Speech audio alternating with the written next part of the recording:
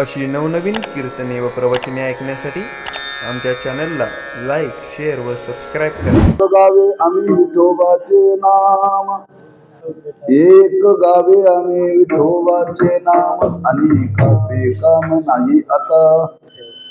मोडोनिया वाटा सूक्ष्म दुस्तर, केला राज्यभार चाले ऐसा. लावोनी मृदंग श्रुती टाळ घोष, शिव ब्रह्मरसावडीने मोडोनी आवाटा. सूक्ष्म दुस्तर केला राज्यभार चाले ऐसा.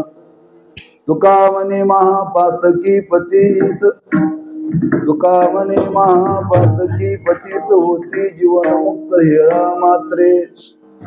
ऐशियाचे हित हेळा मात्रे, मोडोनी आवाटा सूक्ष्म दुस्तर, केला राज्यभार चाले ऐसा. पांडुरंगा करू प्रथम नमन, दुसरे चरण संतांच्या. त्यांच्या कृपादाने कथेचा विस्तारू, बाबाजी सद्गुरु दास तुका. नमो ज्ञानेश्वरा, नमो ज्ञानेश्वरा, निवृत्ती उदारा सोपान देवा. नमो मुक्ताबाई त्रिभुवन पावनी, आद्यत्रे जननी देवाची. नमो सद्गुरु तुकया ज्ञान दिवा, नमो सद्गुरु सच्चिदानंद रूपा. नमो सद्गुरु भक्त कल्याण मूर्ती, नमो सद्गुरु भास्करा पूर्ण कीर्ती. एक गावे आम्ही विठोबाचे नाम, एक गावे आम्ही विठोबाचे नाम, अनेका बेकाम नाही आता. मोडोनिया वाटा सूक्ष्म दुस्तर, केला राज्यभार चाले ऐसा. श्रीमंत जगद्गुरु श्री तुकोबाराय शिविल्या घेतल्या अभंगातून भगवंताच्या नामाची एक विधता, श्रेष्ठता आणि सफलता प्रगट करतायत. सेवेचं प्रवृत्ती निमित्त परमार्थाची साधना करण्याकरता, किंबहुना भजनाचा आनंद घेण्याकरता जी साधना सांगितली, त्याच्यामध्ये टाळ, विना आणि मृदंग, त्याच्या पुढे चिपळ्या, अशी जी साधना सांगितली ती परमार्थाच्या साधनेला पोषक आहेत बरं का. आणि त्या साधनाच्या द्वारे आनंद, नुसता आनंद नव्हे, ब्रह्मानंद सेवन करता येतो असं सामर्थ्य ज्या साधनामध्ये आहे. अशी जी साधना सांगितली त्यापैकी आज नूतन विना आणलेला आहे. आणि त्या विना पूजनाच्या निमित्ताने आता हा सेवेचा योग आहे. श्रावण मासाचा समारोप आहे, शेवटचा सोमवार आहे. उद्या श्रावण महिना संपतो. श्रावण मासाचं काही महत्व सांगितले, काही श्रावण मासामध्ये मुहूर्तानं आणावं. श्रावण मासामध्ये वास्तुशांती करावी, श्रावण मासामध्ये साखरपुडा करावा, मुहूर्त आहे बरं.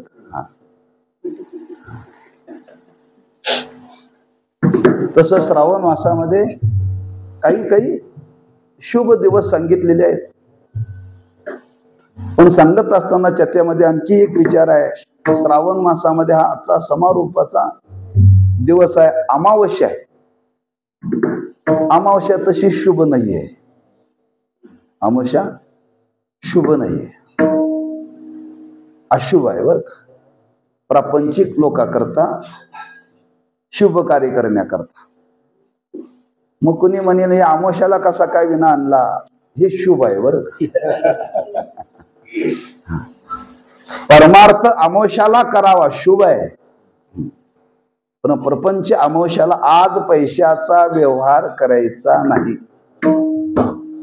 पैशाचा व्यवहार आज कोणाला पैसे उसने व्यवहार म्हणून आज करायचा नाही बरं का. पण ते अशुभ आहे. पण परमार्थाच्या दृष्टीने अमावस्या चांगली आहे म्हणून त्याला आजचा हा शुभ आणि अशुभतेचा संबंधच येत नाही. अगदी तुकोबरांच्या भाषेमध्ये जर बोलायला शुभतया पुढे अशुभतया पुढे शुभ होनी ठाके, तेव्हा परमार्थ करण्याकरता परमार्थाच्या साधनेचा स्वीकार करण्याकरता आजचा दिवस शुभ आहे. दुसरी गोष्ट, ज्या घराण्यामध्ये सेवेचा योग आहे घरामध्येच विना आणलं ना, पण त्या केतनच्या आजोबाची पुण्याई बर काय, त्यांच्या पुण्याईमुळं नातवाच्या अंतःकरणामध्ये ही बुद्धी निर्माण झाली. मला वाटतंय मी येऊन 10-11 वर्ष झाले असतील. 7 वर्ष. कितव्या पुण्यतिथीला आलो होतो? 3ऱ्या. मग 2003 ना, 13 ना, 13-24 आता 11तून त्यानंतर पुन्हा योग आलेला आहे. म्हणजे घरामध्ये ही वारकऱ्याची परंपरा टिकून राहिली पाहिजे आणि ती टिकून राहण्याकरता वाडवडिलांचं पुण्य लागतं बरं का. वाडवडिलांचं पुण्य लागतं. नंतर स्वाभिमानाने तुकोबारांनी वर्णन केले, माझ्या वडिलाची राशिदा देवा, माझ्या वडिलाची राशिदा देवा,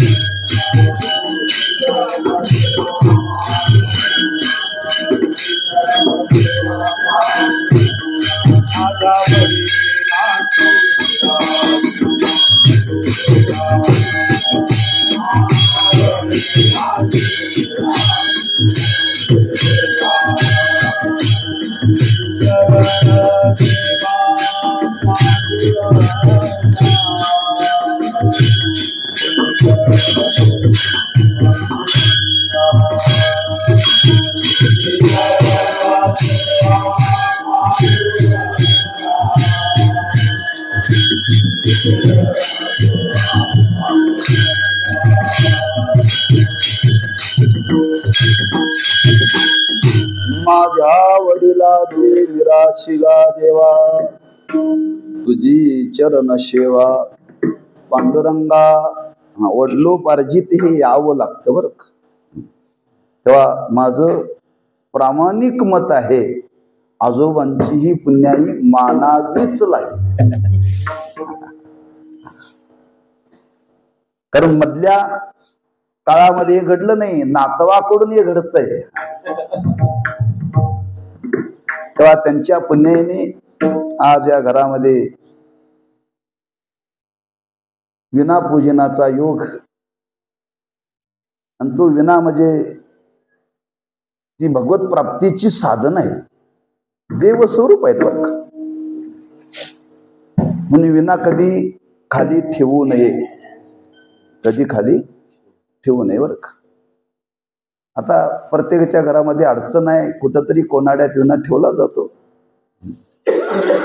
आमच्या आश्रमामध्ये, साधक आश्रमामध्ये विना ठेवण्याकरता गोदरेजची कपाट आहेत बरं का.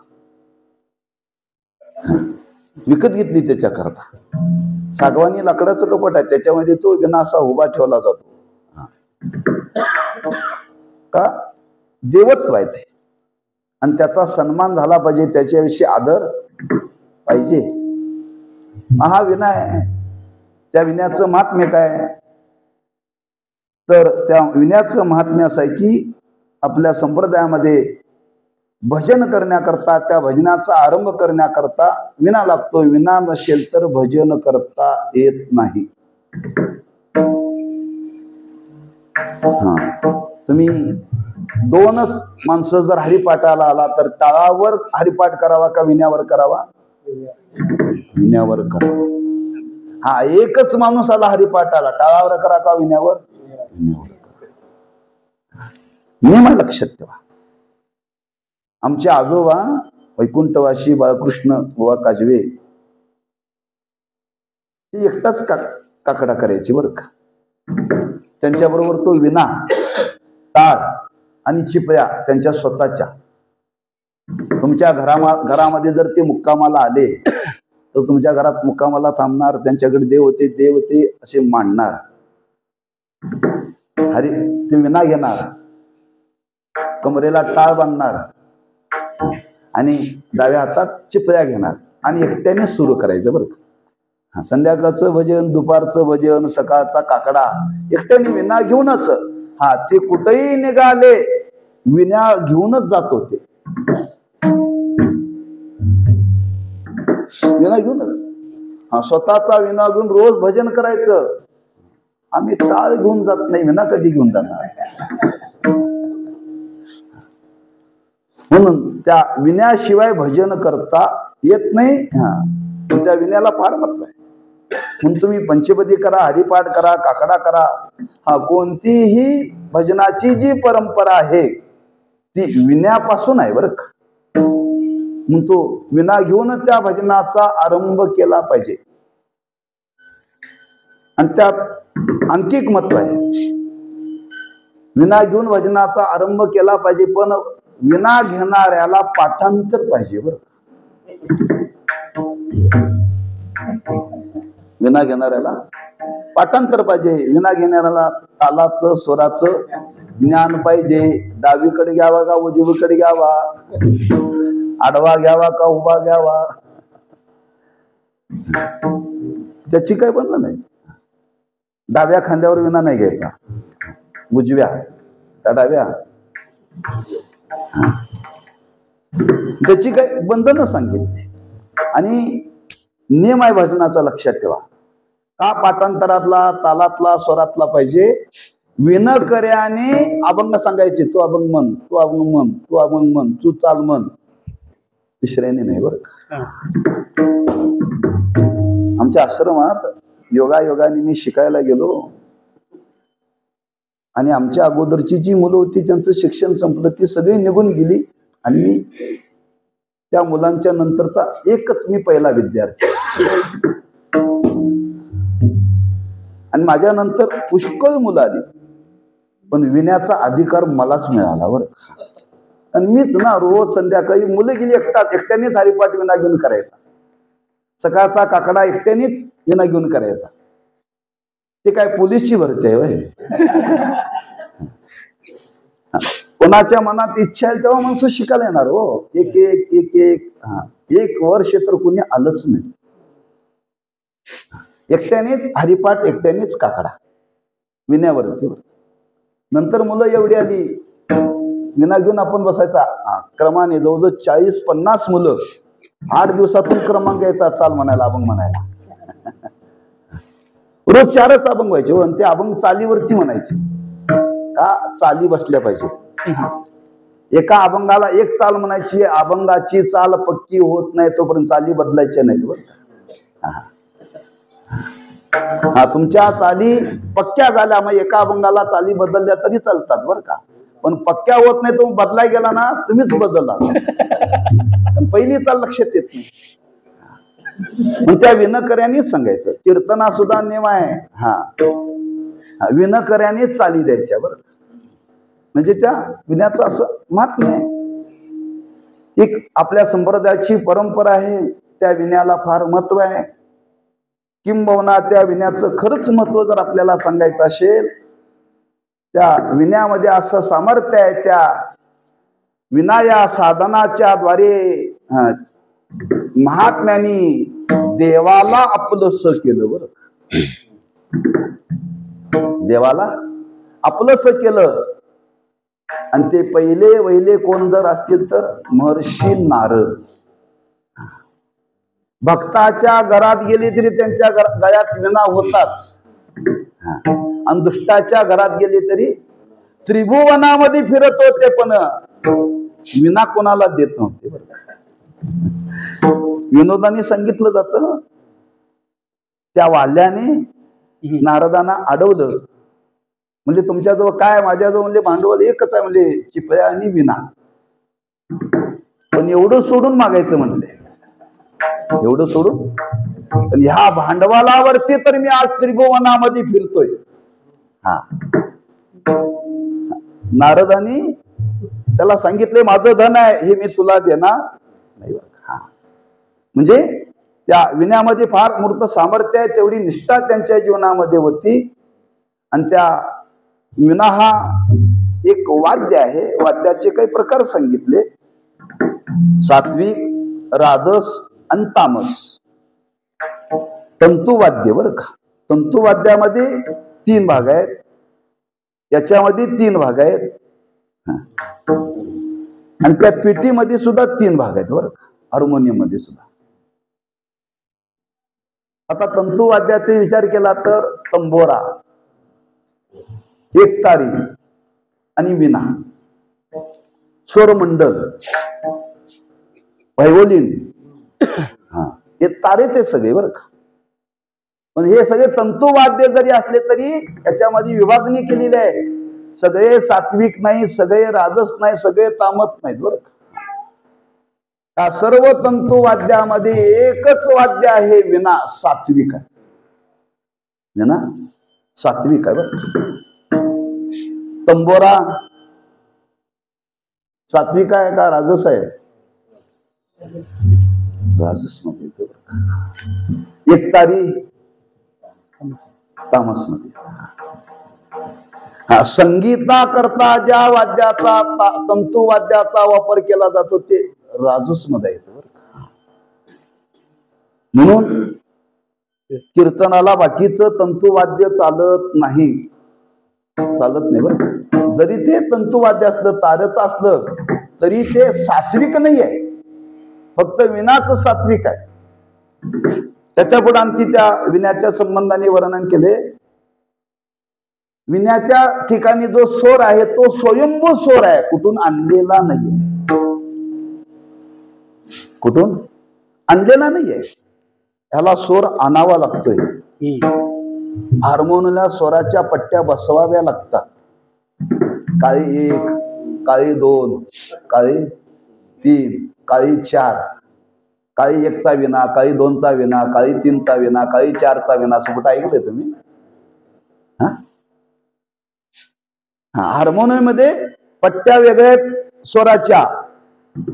पण ह्या विण्याचा विचार केला तर या तंतुवाद्यामध्ये सगळे स्वर लावता येतात बरं. बटन नाही, स्वयंभू आहे. काळी 1 लावता येतो, काळी 2 लावता येतो, काळी 3 लावता येतो, काळी 4 लावता येतो, पांढरी 1, पांढरी 2, पांढरी 3, पांढरी 4. का 4च्या पुढे कोणाचा आवाज लागत नाही. मग तो स्वयंभू स्वर आहे बरं का. तुम्ही आजही पहा, विना असा उभा ठेवायचा आणि शेतातून येणारं निसर्गाचं वारा असावं, आणि ती वाऱ्याची झुळूक त्या विण्याला लागावी. विना वाजतोय, स्वर येतो बरं का त्याच्यात. म्हणजे स्वयंभू आहे, तिथं स्वर निर्माण करावे लागत नाहीत. आपल्या संप्रदायामध्ये नियम आहे, विना पहिल्यांदा लावायचा आणि विण्याच्या स्वरावरती पकवाज लावायचा. हार्मोनियमची वापर करायचा नाही. मग कसा करायचा? काही स्वर 1 किती कळतो बरं का माणसाला, काही 2 कळतो, काही 4 कळतो. हा कुठल्या पट्टीत बोलतो हे कळत, आणि तो वारकऱ्याच्या कानात स्वर असतो, कानामध्ये स्वर असतो. बरोबर वारकरी काही 2 ला विना लावतात, त्याला कुठलं साधन घ्यावं लागत नाही. आणि विना लावला की मग त्याच्यावरती पकवाज लावायचा. आमचं कसं आहे, पकवाज वरती नाही, मोबाईल वरती पकवाज आणि पकवाज वरती विना. का विनावरती महाराज? आपण सगळे असुर आहोत, असुर. आपण सगळे असो राहावं. हा, आपल्याला सोर नाहीये, लक्षात ठेवा. हा, माणसाला जन्मतातही सोर यावा लागतो, जन्मतात सुद्धा सोर यावा लागतो. नो सोर नसेल तर आपल्याला सोर तयार करता येतो. आणि तो सोर तयार करायचा असेल तर प्रत्येकाने लक्षात ठेवा, भजन करणाऱ्याने आपला सोर पक्का व्हावा असं वाटत असेल तर रोज विण्यावरती भजन करा. हा, विना घ्यायचा, अंदाजाने सोर लावायचा. हा, आणि त्या स्वरामध्ये तुम्ही रडायचं. तुम्हाला कशी चाल येईल तशी, पण त्या स्वरात तो विना कानाला लावायचा आणि आपला सोर, त्या विण्याचा स्वर आणि आपला स्वर जुळतो का बघायचा, हे ज्याचं त्याला कळतं. लोकांनी बेसूर आहे सांगण्यापेक्षा आपल्याला कळालं पाहिजे मी बेसूर आहे. गंमत असे, आपल्यालाच कळत नाही मी बेसूर म्हणतोय, मी बेसूर म्हणतोय, आपल्याला कळत नाही. हा, स्वर जर सुधारायचा असेल तर ह्या साधनातून तो स्वर सुधारता येतो, पक्का करता येतो, पक्का. बरं का, हा माझा तर अनुभवच आहे. माझा जो स्वर तयार झाला तो विण्यावरती तयार झालेला आहे, बरं का, हार्मोनियम वरती नाही. तुम्ही त्यातही थोडा बारकावा बघा, प्रयोग करून बघा. जी माणसं पेटीवरती गातात त्याला विण्यावरती म्हणता येत नाही, गाताच येत नाही. चांगले चांगले पट्टीचे गाणारे येत नाही, पण जो विण्याच्या स्वरामध्ये गातो तो जगामध्ये कुठेही गाऊ शकतो. बरं का, स्वर जातो म्हणजे स्वराची परिपक्वता याच्यातून प्राप्त करता येते, भजनाचा आनंद याच्यातून प्राप्त करता येतो. आणि या विण्याच्या माध्यमातून आपल्याला देवापर्यंत पोचता येतं. बरं का, असं अनेक रूपाने या विण्याचं महात्म्य प्रतिपादन केलेलं आहे. आणि अशी विना धारण करणारी जर देवता कोण असेल तर सरस्वती. म्हणून सोर यावा असं वाटत असेल तर सरस्वतीची उपासना करत जा, बाई नव्हे देवीची. ती विद्या देणारी दिवी आहे, बरं का, विद्या देणारी दिवी आहे. तिची उपासना करावी. तिच्या हातामध्ये हा विणा आहे आणि हा परमार्थ साधनेतील एक साधन आहे. आणि त्या साधनाचा स्वीकार करावा, त्याचं पूजन करावं. आता त्याचं पूजन करावं, स्वीकार करायचं म्हणल्यानंतर काय केलं पाहिजे, भजनच केलं पाहिजे. मग भजनच केलं पाहिजे, भजनच करायला पाहिजे. पण विण्याचं काय महत्व आहे कळावं म्हणून त्या भजनाचं परिवसन कीर्तनात केलंय. बरं, भजन करून विना कळत नाहीये, पण त्याचं काय सामर्थ्य आहे हे कळावं म्हणून त्या संबंधाने आज हा सेवेचा योग आहे. तुकोबरायांचा अभंग सेवेकरता निवडलेला आहे. त्या अभंगातून तुकोबराय भगवंताच्या नामाविषयी एकविधता, श्रेष्ठता आणि सफलता, 3 गोष्टीचा विचार केलेला आहे. आज संत महात्म्यांनी विचार केला की आज प्रत्येकाला ब्रह्मरस सेवन करता आला पाहिजे. ब्रह्मरस सेवन करता आला पाहिजे. किंबहुना परमार्थ कशा करता करायचा आहे, ब्रह्मरस ब्रह्मानंद सेवन करण्याकरता परमार्थ करायचा आहे. दुसरं परमार्थाचं साध्य काही नाही. अंतिम साध्य आहे आपल्याला ब्रह्मानंद प्राप्त झाला पाहिजे. त्याला ब्रह्मानंद म्हणतात, त्याला ब्रह्मरस म्हणतात, त्याला ब्रह्मज्ञान म्हणतात. मग आता ते ब्रह्मानंद, ब्रह्मरस, ब्रह्मज्ञान सर्वांना मिळालं पाहिजे. संतांनी विचार केला, कलियुग आहे, अनधिकारांची संख्या जास्त आहे आणि ब्रह्मानंद तरी प्राप्त झाला पाहिजे.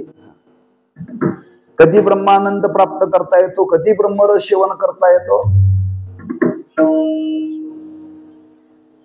वासना निमाली समुद्र वासना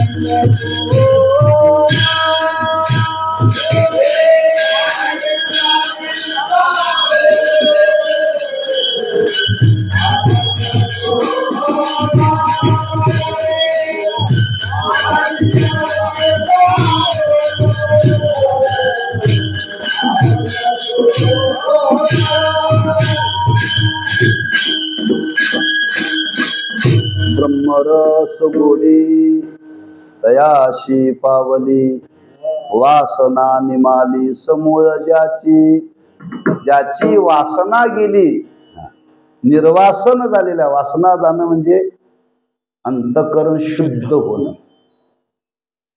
अंतःकरण शुद्ध होणं. असे जगामध्ये सापडतील लोक. आज प्रत्येकाच्या अंतःकरणामध्ये वासना आहे आणि वासना गेल्याशिवाय हा ब्रह्मानंद ब्रह्मरस सेवन करता येत नाही. संतांनी विचार केला, सगळ्यांना मिळाला पाहिजे, सगळ्यांना मिळाला पाहिजे. मग सगळ्यांना मिळवण्याकरता काय केलं पाहिजे? मग वासना कशाने निवृत्त होते?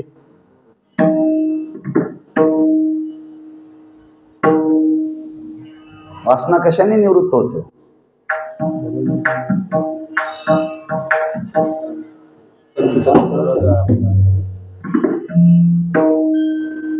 हो, बरोबर आहे. पण ते दुर्लभ आहे ना.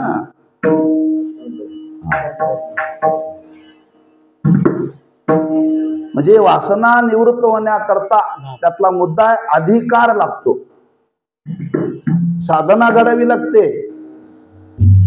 सदासजी वासना निवृत्त होत नाही. अनधिकारी लोकांची संख्या जास्त आहे. मग यांची वासना निवृत्त करण्याकरता काय केले पाहिजे? वासना कशाने निवृत्त होते? हरिमुखी गाता हरपली चिंता, त्या नाही मागुता जन्म घेणे लागे. वासनेच्या संगे त्याची झाले अंगे हरी रूप. भगवंताच्या नामस्मरणाने वासनेच्या संबंधाने जन्म घ्यावा लागतो का नाही? जो भगवंताचं नाम घेणाराच निर्वासन होतो. कोण म्हणतोय? नाथ महाराज. मग कलियुगामध्ये जर वासना निवृत्त करायची असेल तर काय केलं पाहिजे? नामस्मरण केलं पाहिजे. त्या नामस्मरणाने वासना जाते. पण त्या नामस्मरणाने वासना जाते, पण ते नाम कसं घेतलं पाहिजे? एक निष्ठेनं घेतलं पाहिजे. एक निष्ठेनं घेतलं पाहिजे. आणि एक निष्ठेनं जर भगवंताचं नाम घेण्याचा प्रयत्न केला तर वासना घालवता येते. आणि वासना गेली की त्याला हा आनंद घेता येतो. ती एक निष्ठता कशी असावी? अभंगाच्या पहिले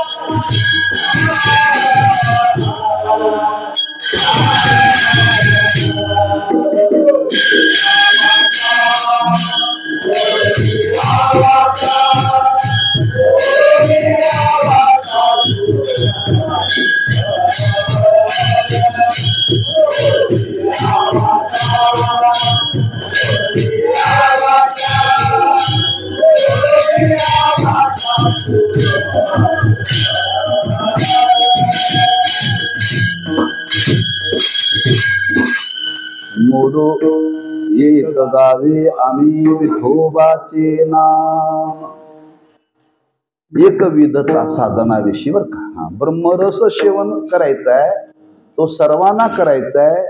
कलियुगामध्ये तो अधिकार नाही आहे, पण तो सर्वांना अधिकार प्राप्त करून त्या अवस्थेपर्यंत पोहोचता येतं. पण त्याच्याकरता त्या साधनाविषयी प्रत्येकाच्या अंतःकरणामध्ये एक विधता पाहिजे. आम्ही परमार्थ करतो,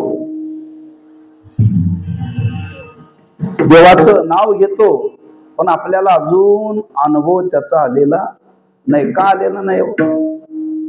त्याचं सरळ सरळ उत्तर आहे, एक विधता नामाविषयी नाही. लक्षात ठेवा, एक विधता असावी. कशी असावी? काही माणसं बघा, आता आम्ही चहा घेत नाही, चहा घेत नाही. मग कधी कधी असं आहे की नेहमी दूध पितो, पण सर्दी झाल्यानंतर खोकला लागल्यानंतर दूध घेऊन एक कप होतो. हा, कोणतर म्हणतोय, घरातले म्हणतात चहा घ्यायला काय हरकत आहे, खोकला लागलाय, दूध पिता येत नाही, जसा शेकायला पाहिजे. म्हणतो आम्ही म्हणतो द्या थोडासा. दुधाविषयी असलेली एक निष्ठता निघून गेली.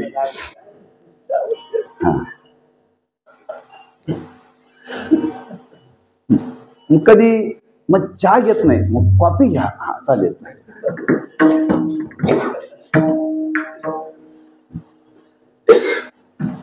अशी कितीतरी मंडळी आहेत.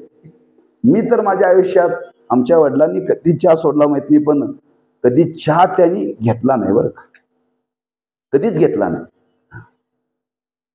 चहाची चव त्यांना माहितीच नाही. मला एक ग्रस्त भेटले.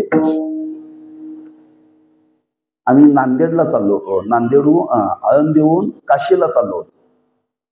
जवळजवळ 5,000 लोक होते.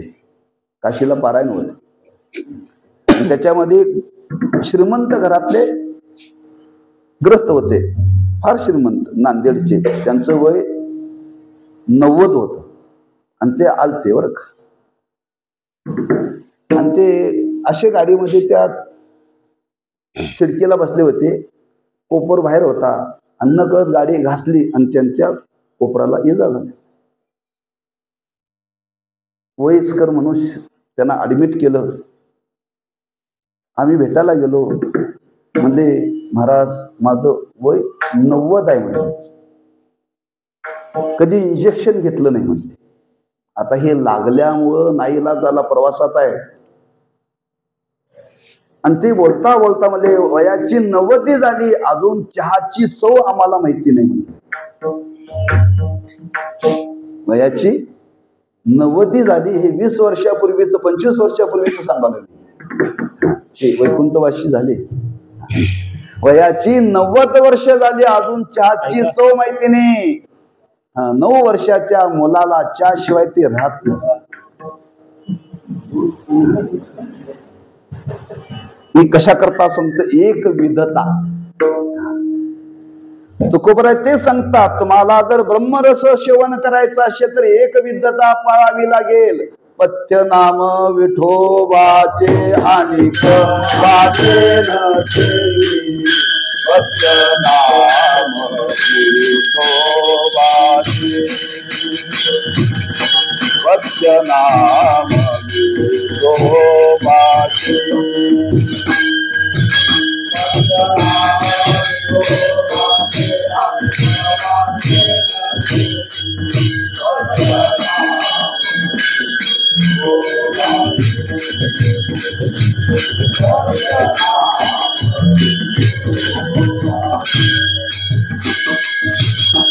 ब्रह्मरस घेई काढा देन फिरावारेल.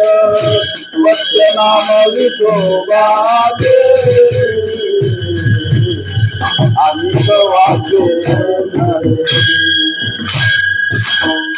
ब्रह्मरस घेई काढा देन फिरावारेल. पथ्य नाम विठोबाचे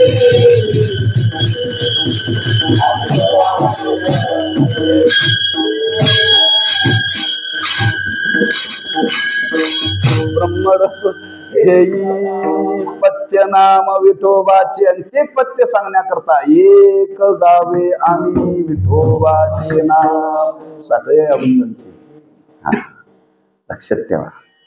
म्हणजे ब्रह्मरस सेवन करायचा आहे. आणि तो ब्रह्मरस भगवंताच्या नामातून आपल्याला सेवन करता येतो. पण त्याच्याकरता त्या नामाविषयी काय पाहिजे, एक विधता पाहिजे. आणि ती एक विधता आपण जीवनामध्ये पाळायला पाहिजे. तुकोबाराय सांगतात, आम्ही ती पाळली. आम्ही ती पाळली बर का. एक गावे आम्ही विठोबाचे नाम आणि कापे काम नाही. आता आम्ही कुठल्याच इतर साधनाचा स्वीकार केला नाही. भगवंताच्या नामाशिवाय आम्ही दुसरं वाणीनं काहीही घेतलं नाही. एक भगवंताचं नामच. काय घेतलं? भगवंताच्या नामाशिवाय दुसरं आम्ही वाणीनं काहीही घेतलं नाही. काहीच घेतलं नाही. मग ते कसं घेतलं? एक विधता तर साधनाविषयी पाहिजे. पण ते घेत असताना एक विधता ठेवायची आहे. इतर कोणत्या साधनावरती अवलंबून राहायचं नाही. पण ते घेत असताना मात्र कसं घेतलं पाहिजे? कसं तर घेऊन चालणार नाही. लक्षात ठेवा. ठाईच बैसोनी करा एक चित्त आवडी अनंत आळवावा. या पद्धतीने घेतलं पाहिजे. म्हणजे एकच घ्यायचं आहे भगवंताचं नाम. दुसरं काही जीवनामध्ये घ्यायचं नाही. पण घेत असताना त्या साधनाच्या संबंधाने तुकोबाराय म्हणतात या पद्धतीने ते भगवंताचं नाम घेतलं पाहिजे. नवे नवे महाराज म्हणतात आमचा त्या साधनाविषयी जर तुम्हाला निश्चय सांगायचा ठरला ना, महाराज म्हणतात आम्हाला दुसरं साधनच माहिती नाही. नेनो अनेक प्रकार, काय आम्हाला दुसरं साधनच माहित नाहीत. आम्ही नामाचे धार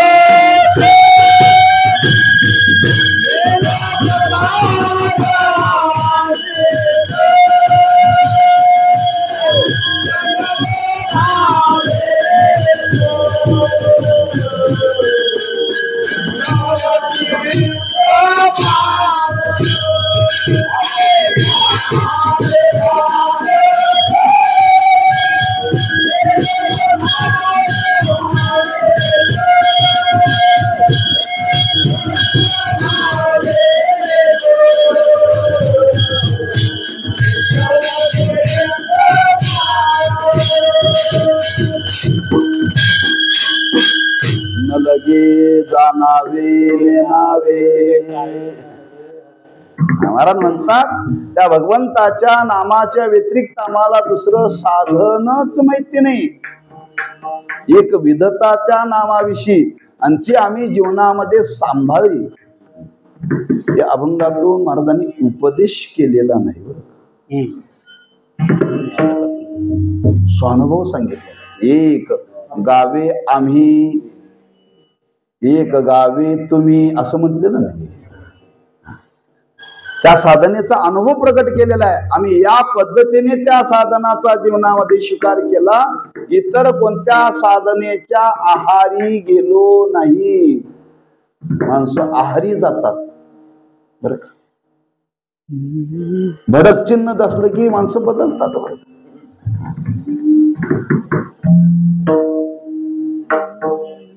एक नियम आहे एक विधतेच्या बाबतीत सांगतो आपल्याला. एकदा त्या स्त्रीने ज्या पुरुषाचा पती म्हणून स्वीकार केलेला आहे, पती म्हणून स्वीकार केलेला आहे, ज्याचा स्वीकार केला तो दरिद्री आहे बर का, आरोग्य चांगलं नाही आहे, बुद्धिमान नाही आहे, पण एकदा स्वीकार केला का नाही. आता एकदा स्वीकार केला त्यानंतर दुसरा श्रीमंत आला, बुद्धिमान आला, संपन्न आला, बदलता येतं नाही बरं. ही एक विधताच आहे. म्हणून तेच प्रमाण दिलं ना तुकोबारायांनी. पतिव्रते जैसा प्रताप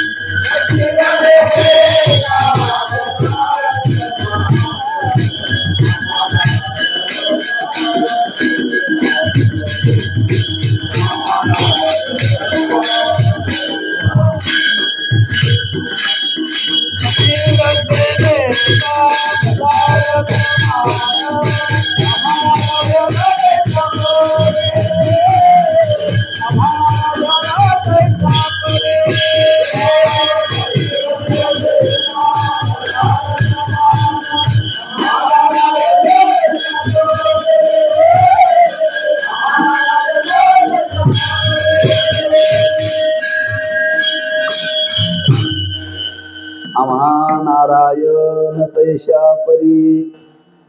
पती बदलता येत नाही, देव बदलता येत नाही, गुरु बदलता येत नाही. एक विधता बर का.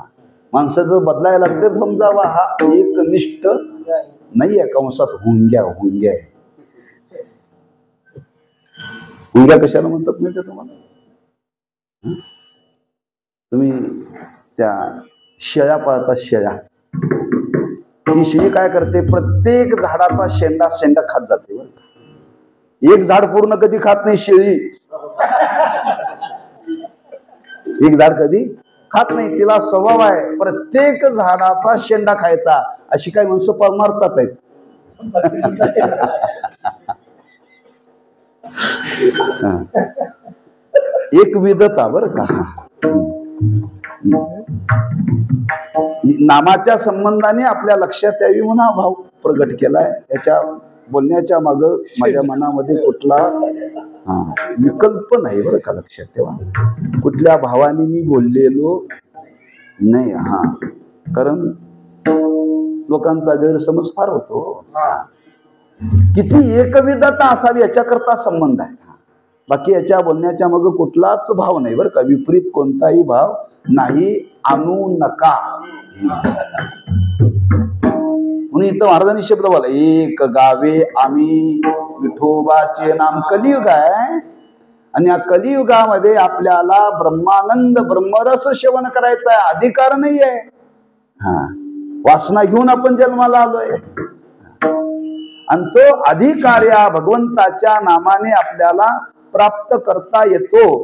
आणि तो प्राप्त करण्याकरता महाराज म्हणतात एकविध रूपाने त्या भगवंताच्या नामाचा जीवनामध्ये स्वीकार आम्ही केला. आणि स्वीकार करून आम्ही काय केलं, अशी एकविधता त्या नामाविषयी धारण करून हीच एकविधता समाजामध्ये प्रगट व्हावी. सर्वांनी याचा स्वीकार करावा.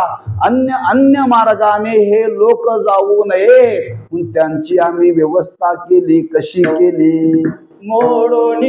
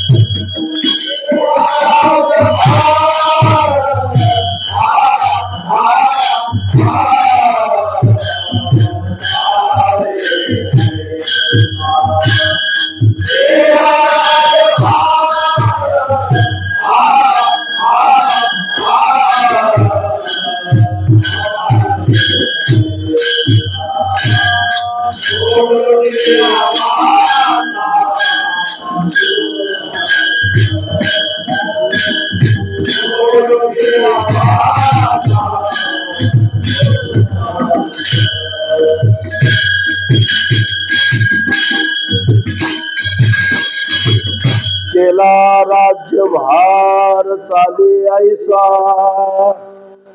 या मार्गाने सर्वांनी चालावं म्हणून महाराज म्हणतात त्या मार्गामध्ये जे जे प्रतिबंध आहेत ते आम्ही बाजूला केले. मोडून या वाटा सूक्ष्म दुस्तर. काय सूक्ष्मता सांगितली, काही दुस्तरता सांगितली आणि काही कठीणता सांगितली. ती साधनातली बाजूला करावी लागते, लक्षात ठेवा.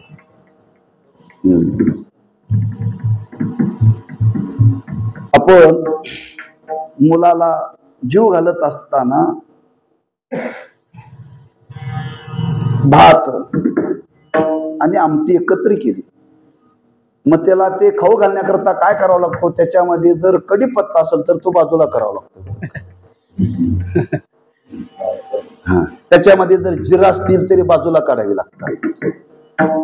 काय टमाटा टाकला असेल तर तोही बाजूला. नुसतं भात आणि आमटी ती एकरूप झाली पाहिजे. आणि एकरूप त्याला ते खाता यावं, त्यातला जो कठीणपणा, जो सूक्ष्मपणा, जो दुस्तरपणा जशी आई करते मुलाच्या बाबतीत, तेच संतांनी जगाच्या बाबतीत केलं. तुका म्हणे हेची नीट,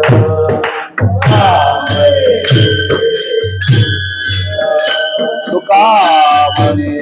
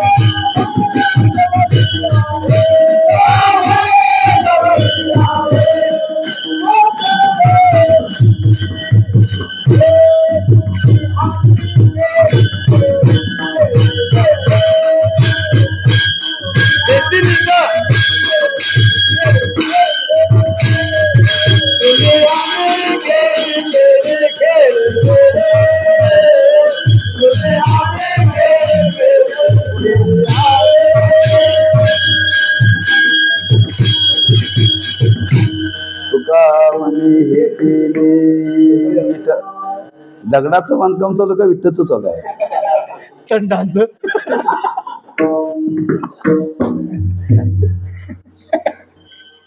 दगडाचं बांधकाम चालू असेल तर दगडावरती दगड ठेवावं लागतात, वीट ठेवून चालत. आणि विटाचं बांधकाम असेल तर वीट ठेवावं लागते, दगड ठेवून चालत नाही. आपलं चाललंय दगडाचं बांधकाम, तुम्ही ठेवली वीट. तुका म्हणे हेची नीट. काय म्हणले? तुका म्हणे जवळ उभे केले समजली. मग तेच सांगाले हो, दगडावरती वीट झाली ती. असू दे. हा, तुम्ही आम्ही तात्पर्य ह्याची नीट मोडून या वाटा सूक्ष्म दुस्तर. जी वळण होती ती वळण बाजूला करली. करणं म्हणजे नीट, बर का. चाले राज्यभार म्हणजे ते परमार्थाच्या साधनेमध्ये काही प्रतिबंध आहे, आणि ती प्रतिबंध बाजूला करून एकच साधना प्रत्येकाच्या जीवनामध्ये घडावी. फक्त भगवंताच्या नामाचा स्वीकार केला, आणि त्या नामाचा स्वीकार करून ते नाम आम्ही कसं घेतलं? एकविधतेनं घेतलं. एकविधतेनं घेतलं. ते नाम कसं घेतलं त्याची श्रेष्ठता महाराज अभंगाच्या 3ऱ्या चरणात सांगतात. लावणे मृदंग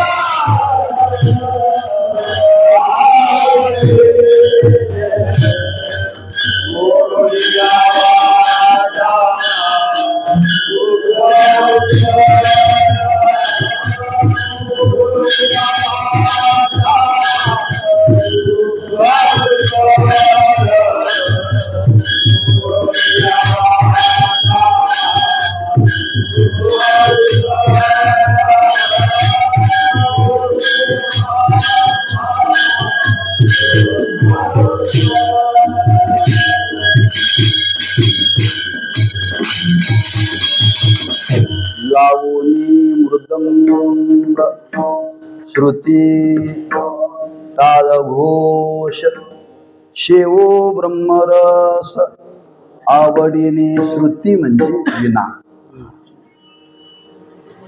वेळ आपल्याकडे कमी आहे आणि या अभंगामध्ये त्या श्रुतीचं नाम विण्याचं वर्णन आलेलं आहे म्हणून अभंग निवडलाय. आता खरी सेवेला सुरुवात झाली. वेळ संपली. पावसामुळे काय करता हे अभंग सोडायला मला कमीत कमी पाऊण तास पाहिजे बरं का. पण आता वेळ ना आपल्याकडे. त्याचं महत्व आपल्याला सांगायला पाहिजे. थोडक्यामध्ये सांगतो आणि आवडतो. हो ना. फिर मिलेंगे. लावणी मृदंग शब्द कसा आहे लक्षात ठेवा. शब्दार्थ आपल्या थोडी शब्दाची फोड करून सांगतो. लावणी मृदंग श्रुती टाळ घोष. पण शब्द जोडताना कसा लावायचा. लावणी मृदंग श्रुती आणि मृदंग लावणी. श्रुती आणि मृदंग लावणी टाळ घोष करा म्हणजे तुम्हाला ब्रह्मरस सेवन करता येईल. मृदंग आणि श्रुती नाम विना लावा. लावा म्हणजे एकमेकाला टेकवा असा त्याचा अर्थ. हा, जो स्वर श्रुतीचा नाम विण्याचा आहे तोच स्वर मृदंगाचा पाहिजे.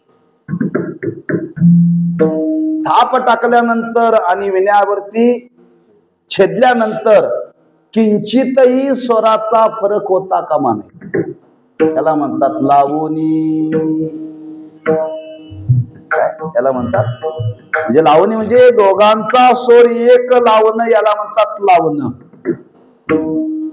लोक म्हणतात तुला एक कानाखाली लावीन.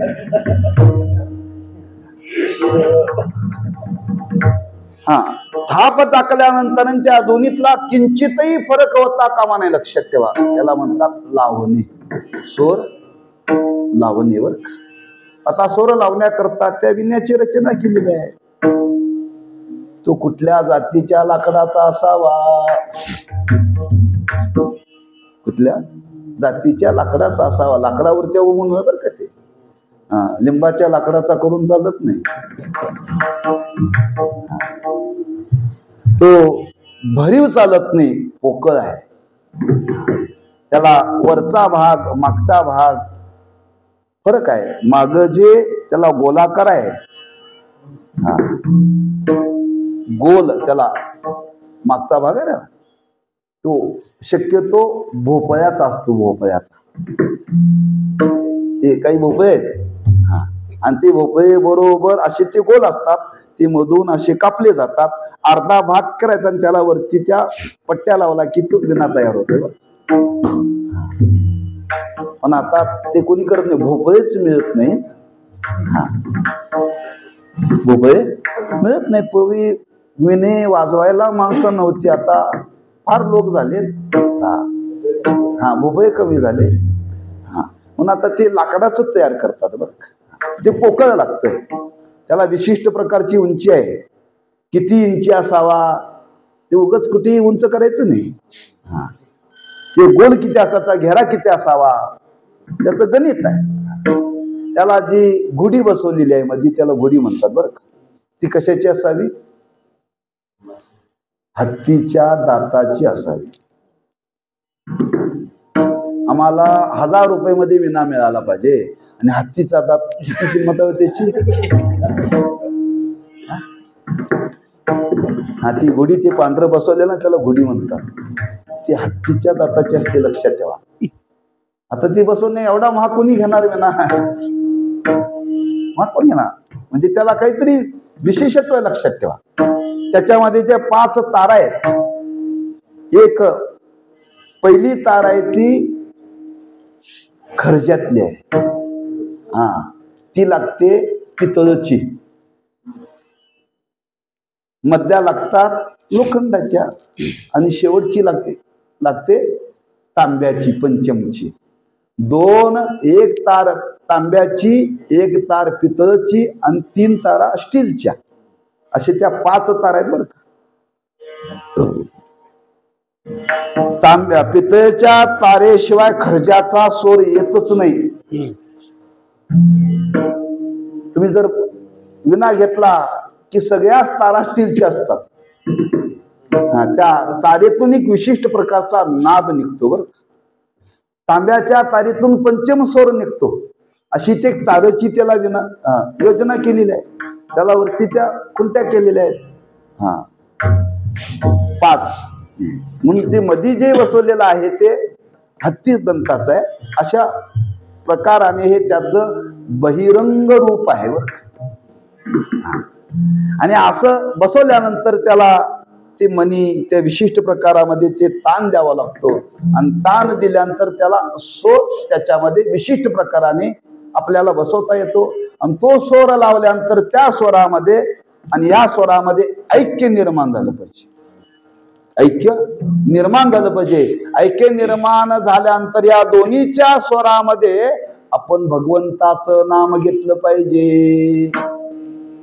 भगवंताचं नाम घेतलं पाहिजे. आणि ते नाम घेत असताना टाळांचा घोष केला पाहिजे. घोष करण्याकरता विशिष्ट प्रकारची त्याला चाल आहे. घोळून चाल वाजवली पाहिजे. हे सर्व एकत्र, ह्या सर्व गोष्टीचा एकत्र ऐक्य निर्माण झाल्यानंतर त्याच्यामध्ये एवढी मनाची तल्लीनता होते, एवढी मनाची तल्लीनता होते किंबहुना तो वृत्तीवरती राहत नाही.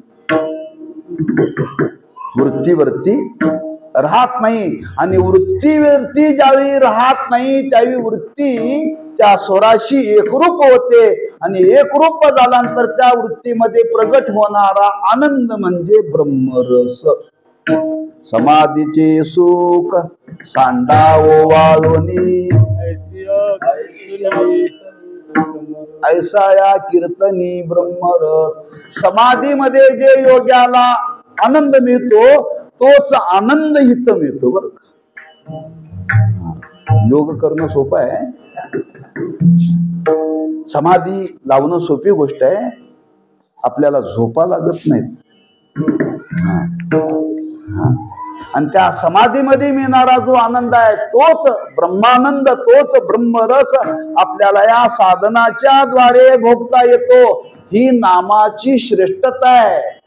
ही नामाची श्रेष्ठता आहे. कुणी म्हणत असेल आम्ही साधना करू, साधन चतुष्टय संपन्न होऊ आणि साधन चतुष्टय संपन्न होऊन श्री गुरुना शरण जाऊ आणि मग त्यांच्या करवी बोध प्राप्त करू आणि मग आम्ही ब्रह्मरस सेवन करू. महाराज म्हणतात हे कलियुगामध्ये शक्य नाही. पहिल्यांदा तुम्हाला गुरु भेटणंच अवघड आहे. गुरु करणारे भेटतील, पण हे ज्ञान देणारे भेटणं फार अवघड आहे. पण ही साधना कशी केली पाहिजे? आवडीने. आणि आवडीनं हे जर या पद्धतीनं हे साधन वापरून जर आपण ही साधना केली तर या साधनेतून मिळणारा जो आनंद आहे, महाराज म्हणतात तो आनंद इतका आहे. किती आनंद आहे? हा सुख सोहळा स्वर्गी नाही, हा सुख सोहळा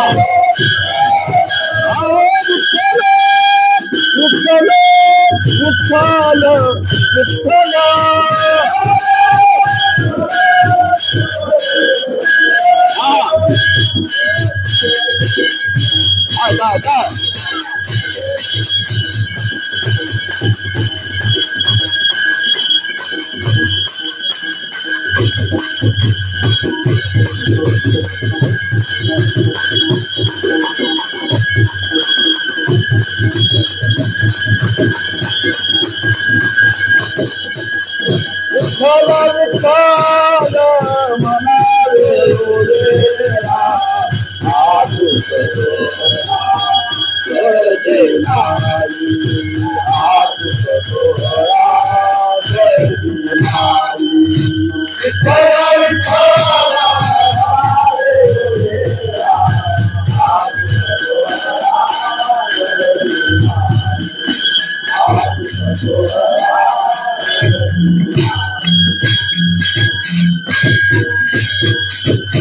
लागोनी मृदंग श्रुती टाळ घोष शेऊ ब्रह्मरस आवडीने याच्यातून तो मिळणारा आनंद आहे. ब्रह्मरस शब्द का वापरला? शेऊ ब्रह्मरस का वापरला? ब्रह्मानंद म्हणा किंवा ब्रह्मरस म्हणा, का शब्द वापरला? रोज आमच्या तुमच्या जीवनामध्ये आनंद मिळत नाही का?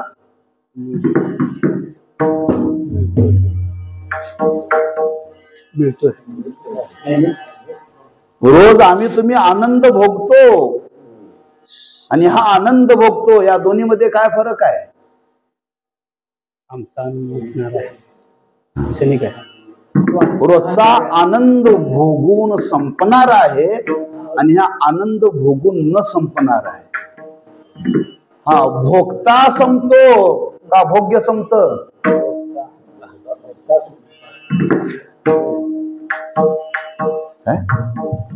इथं कसं आहे? इथं आनंद शिल्लक राहतो आणि भोगणारा भोगता भोगता रूपाने शिल्लक राहतच नाही. याला म्हणतात भोग निरपेक्ष आनंद. भोग आणि भोग निरपेक्ष आनंदालाच ब्रह्मरस म्हणतात.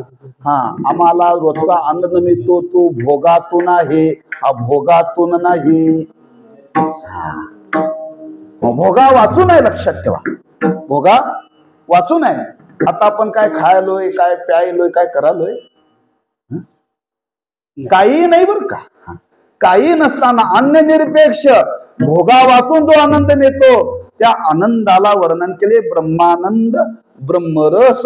आणि तो या भगवंताच्या नामातून या पद्धतीने सेवन करता येतो. हे या नामाचं श्रेष्ठत्व आहे आणि ते सर्वांना प्राप्त करता यावं म्हणून महाराज म्हणतात त्या नामाविषयी एक विधता धारण केली आणि ती धारण करून तो आनंद आम्ही सेवन केला आणि तोच आनंद सगळ्यांना वाटला. शिविद्वार घ्या रे होऊ नका रान भरी. असा जर आनंद आपल्याला जर प्राप्त झाला, जर भोगला, तर याच फल काय. महाराज म्हणतात घेणारा जीवनमुक्त अवस्थेला प्राप्त होतो, त्याची सफलता शेवटच्या चरणात.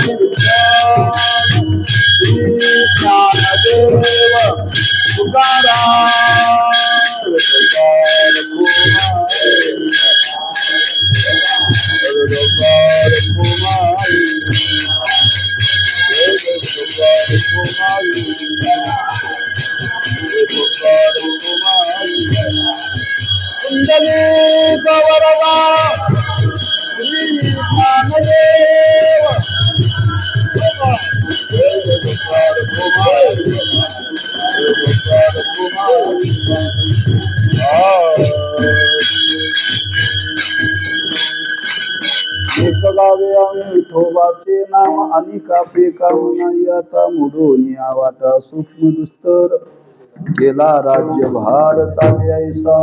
एक विधता, श्रेष्ठता आणि सफलता या नाम साधनेतून जी आपल्याला अवस्था प्राप्त होणार आहे तो ब्रह्मरस सेवन करायला तर मिळेलच. पण महाराज म्हणतात तो नाम घेणारा होते जीवनमुक्त. जळा मात्रे, जळा म्हणजे ताबडतोब, तिथं कालाचा विलंब नाही. हे कोणी घ्यावं. महापातकी असला तरी चालेल, पुण्यवानानं जिगावं असं काही नाही. तुका म्हणे महापातकी पतित. हा, महापातकी जरी असला त्याला सुद्धा हे भगवंताचं नाम घेऊन तो ब्रह्मरस सेवन करता येतो. आणि ब्रह्मरस सेवन करून त्याच्या जीवनामध्ये प्राप्त होणारी अवस्था जर कोणती असेल तर जीवनमुक्तीचं सुख भोगता येतं. जीवनमुक्तीचं सुख भोगणं हीच खरी सफलता परमार्थाची. हा केवळ ब्रह्मरस, केवळ ब्रह्मानंद नाही, जीवनमुक्तीचं सुख, आणि ते या साधनाच्या द्वारे भोगता येतं. आम्ही ते भोगलं. आपल्याला जर भोगायचं असेल तर काय करा, लावणी, मृदंग, श्रुती, टाळ. आता प्रत्येकाच्या घरात विणा पाहिजे, प्रत्येकाच्या घरात मृदंग पाहिजे. आता रोज ते लावून केलं पाहिजे ना. सगळ्याला का असा केतन सारखा विना आणता येणार नाही. त्यांनी तो नक्षीचा आणलाय बरं का, मयुरासारखा. मग काय करावं, आपल्याला आणता येत नाही, मग कीर्तनकर येऊन भजन करावं सगळ्यांनी. ज्याच्याकडे विना आहे तिथं सगळ्यांनी यावं आणि भजन करावं. अमावस्या पौर्णिमा सतत केलं पाहिजे, सातत्याने केलं पाहिजे. आता ते आणलेलं आहे, त्याचा आनंद घेतला पाहिजे. आणि आनंद घेण्याकरता या पद्धतीने तो आनंद आपल्याला सेवन करता यावं, तो सेवन करता येतो आणि तो आपण घ्यावा. या भावनेतून तुकोबारे आपल्याला हा अभंगातून भाव प्रगट करतात. एक गावे आम्ही विठोबाचे नाम, आणि कापे काम नाही आता. मोडून या वाटा सूक्ष्म दुस्तर, केला राज्यभार चाले ऐसा. ज्ञानेश्वर माऊली, ज्ञानराज माऊली तुकाराम. जय जय ज्ञानेश्वर माऊली, ज्ञानराज माऊली तुकाराम. जय जय ज्ञानेश्वर माऊली, ज्ञानराज माऊली तुकाराम. जय जय ज्ञानेश्वर माऊली.